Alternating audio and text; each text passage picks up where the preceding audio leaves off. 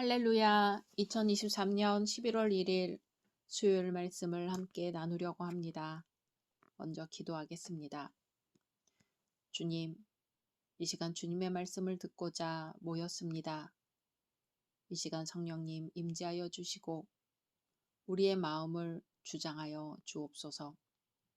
온전히 마음과 뜻과 정성 모두어 예배드리기를 원하오며 예수님의 이름으로 기도드립니다. 아멘. 오늘의 말씀은 로마서 3장입니다. 그런즉 유대인의 나음이 무엇이며 할례의 유익이 무엇이냐?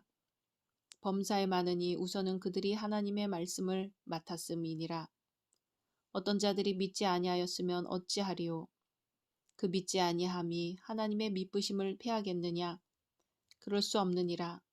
사람은 다 거짓되되 오직 하나님은 참되시다 할지어다. 기록된 바 주께서 주의 말씀에 의롭다함을 얻으시고 판단받으실 때에 이기려 하심이라 함과 같으니라.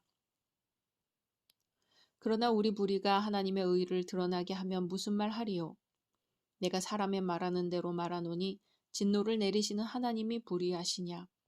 결코 그렇지 아니하니라. 만일 그러하면 하나님께서 어찌 세상을 심판하시리요? 그러나 나의 거짓말로 하나님의 참되심이 더 풍성하여 그의 영광이 되었다면 어찌 내가 죄인처럼 심판을 받으리요? 또는 그러면 선을 이루기 위하여 악을 행하자 하지 않겠느냐? 어떤 이들이 이렇게 비방하여 우리가 이런 말을 한다고 하니 그들은 정죄받는 것이 마땅하니라. 그러면 어떠하냐? 우리는 나으냐? 결코 아니라. 유대인이나 헬라인이나 다 죄 아래에 있다고 우리가 이미 선언하였느니라. 기록된 바 의인은 없나니 하나도 없으며 깨닫는 자도 없고 하나님을 찾는 자도 없고 다 치우쳐 함께 무익하게 되고 선을 행하는 자는 없나니 하나도 없도다. 그들의 목구멍은 열린 무덤이요 그 혀로는 속임을 일삼으며 그 입술에는 독사의 독이 있고 그 입에는 저주와 악독이 가득하고 그 발은 피 흘리는데 빠른지라. 파멸과 고생이 그 길에 있어 평강의 길을 알지 못하였고 그들의 눈앞에 하나님을 두려워함이 없느니라 함과 같으니라. 우리가 알거니와 무릇 율법이 말하는 바는 율법 아래에 있는 자들에게 말하는 것이니 이는 모든 입을 막고 온 세상으로 하나님의 심판 아래에 있게 하려 함이라. 그러므로 율법의 행위로 그의 앞에 의롭다 하심을 얻을 육체가 없나니 율법으로는 죄를 깨달음이니라. 이제는 율법 외에 하나님의 한 의가 나타났으니 율법과 선지자들에게 증거를 받은 것이라. 곧 예수 그리스도를 믿음으로 말미암아 모든 믿는 자에게 미치는 하나님의 의니 차별이 없느니라. 모든 사람이 죄를 범하였음에 하나님의 영광에 이르지 못하더니 그리스도 예수 안에 있는 속량으로 말미암아 하나님의 은혜로 값없이 의롭다 하심을 얻은 자 되었느니라. 이 예수를 하나님이 그의 피로써 믿음으로 말미암는 화목제물로 세우셨으니 이는 하나님께서 길이 참으시는 중에 전에 지은 죄를 간구하심으로 자기의 의로우심을 나타내려 하심이니 곧 이때에 자기의 의로우심을 나타내사 자기도 의로우시며 또한 예수 믿는 자를 의롭다 하려 하심이라. 그런즉 자랑할 때가 어디냐? 있을 수가 없느니라. 무슨 법으로냐? 행위로냐? 아니라 오직 믿음의 법으로니라. 그러므로 사람의 의롭다 하심을 얻는 것은 율법의 행위에 있지 않고 믿음으로 되는 줄 우리가 인정하노라. 하나님은 다만 유대인의 하나님이시냐? 또한 이방인의 하나님은 아니시냐? 진실로 이방인의 하나님도 되시느니라. 할례자도 믿음으로 말미암아 또한 무할례자도 믿음으로 말미암아 의롭다 하실 하나님은 한 분이시니라. 그런즉 우리가 믿음으로 말미암아 율법을 파기하느냐? 그럴 수 없느니라. 도리어 율법을 굳게 세우느니라. 아멘. 오늘은 칭의를 통한 죄사함이라는 제목으로 말씀 나누려고 합니다. 인간의 본성에 대한 학설은 많지만 대략 두 가지로 나타나는 것 같습니다. 성선설을 주장하는 사람도 있고 성악설을 주장하는 사람도 있습니다. 얼핏 보아 선한 사람들도 많이 있는 것 같습니다. 선행을 힘쓰는 사람도 많습니다. 그러나 성경은 모든 사람은 죄인이라고 합니다. 사도 바울은 세상 사람들을 유대인과 이방인으로 구분합니다. 유대인은 하나님을 안다는 사람들이요. 이방인은 하나님을 알지 못하는 사람들입니다. 그러나 사도 바울은 모든 유대인들이 죄를 지었다고 합니다. 그리고는 9절에 말합니다. 그러면 어떠하냐? 우리는 나으냐? 결코 아니라. 유대인이나 헬라인이나 다 죄 아래에 있다고 우리가 이미 선언하였느니라. 아멘. 유대인들이 죄인이라면 우리 이방인들이 유대인들에 비해 나은 것이 있느냐고 묻는 것이지요. 그렇지 않다는 겁니다. 죄에 관해서는 유대인이나 이방인이나 아무런 차별이 없다는 것이죠. 죄 아래에 있다는 말은 모든 사람이 다른 모든 사람들과 똑같이 나쁘다는 말은 아닙니다. 우리가 처한 법적 상태가 같다는 말입니다. 우리는 모두 길을 잃었고 그 면에서만큼은 정도의 차이가 없는 것이지요. 하와이에서 일본까지 헤엄쳐서 가려고 하는 세 사람이 있다고 해보지요. 한 사람은 수영을 전혀 할 줄 몰라서 바닷물에 들어가자마자 버둥대다 가라앉습니다. 다음 사람은 수영을 조금 할 줄 알아서 자신의 키 높이까지 허우적거리다 결국 빠져버립니다. 마지막 사람은 수영대회 우승자로 오랜 시간 동안 수영을 잘했습니다. 하지만 5km 지점부터 지치기 시작해서 결국은 모든 힘이 소진되어 8km 지점에서 바다 밑으로 빠졌습니다. 이들 중 누가 다른 이들보다 물에 더 많이 빠졌다고 말할 수는 없지요. 누가 더 멀리까지 갔는지도 중요하지 않습니다. 일본 근처에는 아무도 가지 못했고 모두가 물에 빠져 죽었습니다. 죄 아래 있다는 것은 이처럼 모두가 똑같이 길을 잃었고 똑같이 정죄를 받을 운명인 것이죠. 모두 다 죄 아래에 있습니다. 10절에 의인은 없나니 하나도 없으며 라는 말씀을 보십시오. 하나님 기준의 의인은 없습니다. 인간에게는 의를 행할 능력이 없다는 것입니다. 우리에게 어떤 죄가 있는지 11절부터 볼까요? 깨닫는 자도 없고 하나님을 찾는 자도 없습니다. 12절에 다 치우쳐 있습니다. 13절에 목구멍은 열린 무덤이요 혀로는 속임을 일삼고 입술에는 독사의 독이 있습니다.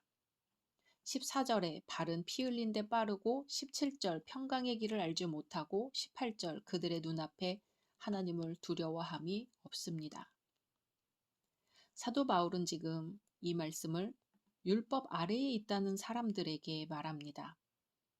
율법을 잘 안다는 사실이 율법을 잘 지켜서 하나님 앞에 바로 서 있다고 자신 있게 주장할 수 있는 근거가 될 수는 없다고 합니다. 율법을 잘 알면 도리어 이렇게 됩니다.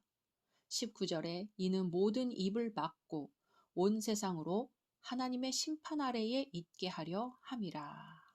아멘. 바울 시대에는 재판 중에 변호할 말이 없으면 그 표시로 손을 입에 갖다 대었다고 합니다.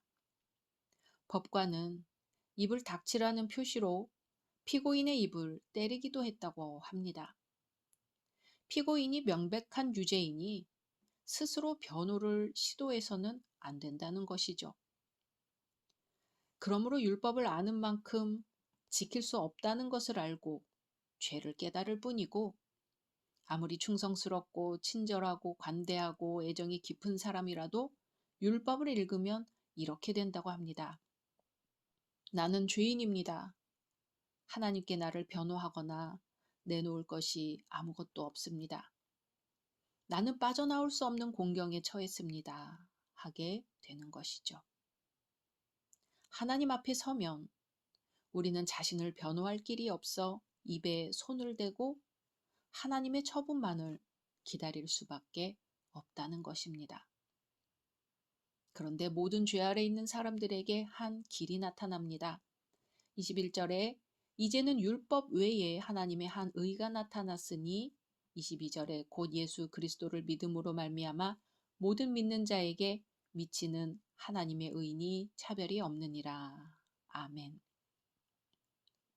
예수님을 믿는 믿음으로 번역하지만 예수님의 신실하심으로 생각해야 더 이해하기가 쉽습니다. 하나님이 이스라엘과 언약하신 그 일을 이루기 위해 예수님이 십자가에 달려 돌아가셨는데 그러한 예수님의 신실하심으로 말미암아 우리가 속량을 얻었습니다. 24절에 그리스도 예수 안에 있는 속량으로 말미암아 하나님의 은혜로 값없이 의롭다 하심을 얻은 자 되었느니라. 아멘. 속량 혹은 구속은 노예시장에서 노예를 되사거나 전당포에서 물건을 되사는 것을 일컫는 전문 용어입니다. 바울이 여기서 속량이라는 단어를 쓰는 것은 바울에게는 예수님의 죽음이 실제로 새로운 출애굽, 곧 종이 노임을 받는 순간이기 때문입니다. 이 속량은 우리 같은 죄인이 하나님 앞에 피고석에 앉아 있으면서도 결코 바라지도 못할 일입니다. 단순한 사면이 아니라 의롭다는 편결을 받습니다. 값없이 의롭다 하심을 얻었습니다. 하나님은 어떻게 그런 일을 하실 수 있을까요? 예수 그리스도의 죽음이 어떻게 이런 효력을 가질 수 있을까요? 하나님은 어떻게 마지막 날이 이르기 전에 오래전에 지금 여기의 사람들을 의롭다고 선고하실 수 있을까요? 예수님은 과거 성막제사에서 화목제사를 드릴 때 죄가 사해지던 방식대로 그의 피로써 우리의 모든 죄값을 지불하셨습니다.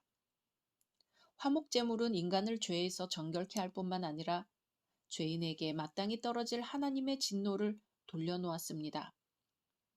그렇게 오래 참으심으로 우리의 죄가 있지만 예수 그리스도를 통해 그 죄를 간과하심으로 하나님의 의로우심을 드러내셨습니다. 그렇게 또한 예수님을 믿는 자를 의롭게 하셨습니다. 이것이 바로 믿음에 의한 칭의의 의미입니다. 누구든지 복음을 믿으면 하나님은 그 사람이 진실로 장차 무죄를 인정받을 사람들 가운데 하나라고 선언하신다는 말입니다. 그런데 하나님이 우리에게 원하시는 것이 믿음이라고 해서 우리의 믿음이 우리를 구원한다는 생각에 빠져서는 안 됩니다. 성경에서 믿음이란 하나님께 빈손으로 나오는 태도입니다. 믿음이란 구원을 받게 하는 이유가 아니라 도구일 뿐인 것이죠. 이 점에 유의하지 않으면 내가 구원받은 이유는 내가 예수님을 믿었기 때문이다 라고 생각하여 자랑할 것이 자신에게 있다고 여길 것입니다. 그래서 마틴 로이드 존스라는 사람은 이렇게 말합니다. 믿음이 있는 사람은 더 이상 자신을 바라보거나 자신에게 기대를 거는 사람이 아닙니다. 그는 더 이상 과거와 현재, 미래의 자기 모습에 주목하지 않습니다. 그는 주 예수 그리스도와 완성된 구원만 바라보고 의지하는 사람입니다. 오늘 우리의 믿음이 오직 더욱 하나님께 빈손으로 나아가는 것이 되기를 원합니다. 빈손으로 나아가는 그때 예수 그리스도께서 우리를 더욱 깊이 만나 주시기를 소망합니다. 말씀 생각하면서 기도하겠습니다. 주님, 우리 모두에게 죄가 있지만 주님의 보혈의 피로 우리의 죄를 사하여 주시고 속량해 주시니 감사합니다. 주님의 피로 우리를 의롭다 칭해 주시니 감사합니다.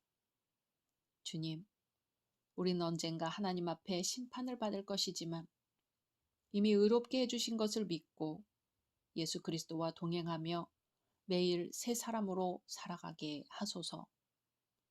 매일매일 주님이 값없이 주신 은혜를 기억하며 감사하며 살게 하소서. 예수님의 이름으로 기도드립니다. 아멘.